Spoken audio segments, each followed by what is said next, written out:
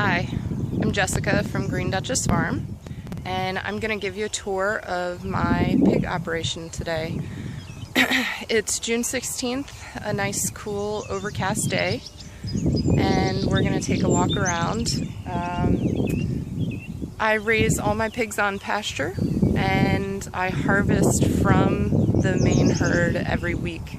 So I use a wagon wheel style approach to their pasture fencing, and you'll see here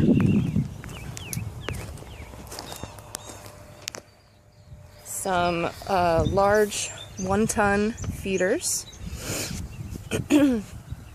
and those cut in half barrels have supplemental brewer's grains in them.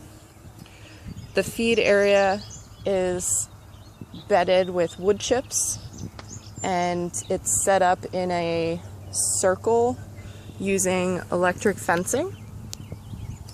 And inside that circle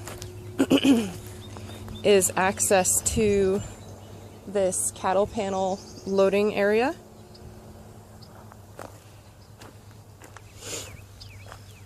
When I need to get a pig on the trailer, I just open this gate. The trailer would be backed up to the other end of the fence, and the pigs go in.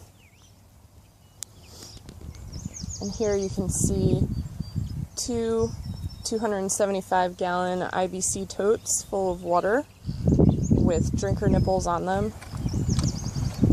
And in this direction, we have previously used pastures. Because the wedges leading into this wagon wheel hub are on a slope, they are fairly trampled and compacted, which is not ideal. It would be better if this wagon wheel were on flat ground.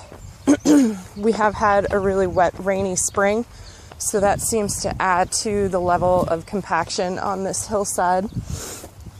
But it is the highly trafficked area, so it's normal that those areas leading into the feed station and the feed station itself are going to be very highly used and compacted.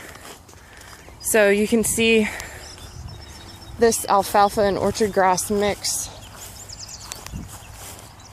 is doing pretty well. The pigs have only been on it for 4 days so far. And once we get away from the high traffic area at the feed and water station, you can see that it's very thickly vegetative at the moment. The last area of pasture you'll see has like travel lanes that the pigs commonly use, kind of packed down in between the grass. And in the distance you can see pasture that's grown back and our winter holding area. Luckily we have this great hedgerow for the pigs to shelter in. So they really prefer this as shade in the summer. And they're doing a great job clearing out some invasive species that are in there. And everybody's still sleeping. Now if I take you around the other side of this hedgerow, you'll see my movable hoop house. So this hoop house structure is built just like a regular hoop house, except the bottom has runners that are turned up at each end so that it can be drug across the pasture.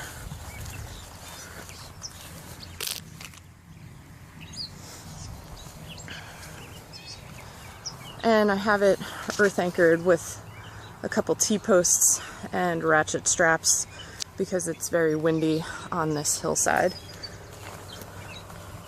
And you can see over there regrowth of pasture that's been used for the last few months, with the pigs rotating and moving further and further to the south, which is where we're standing now.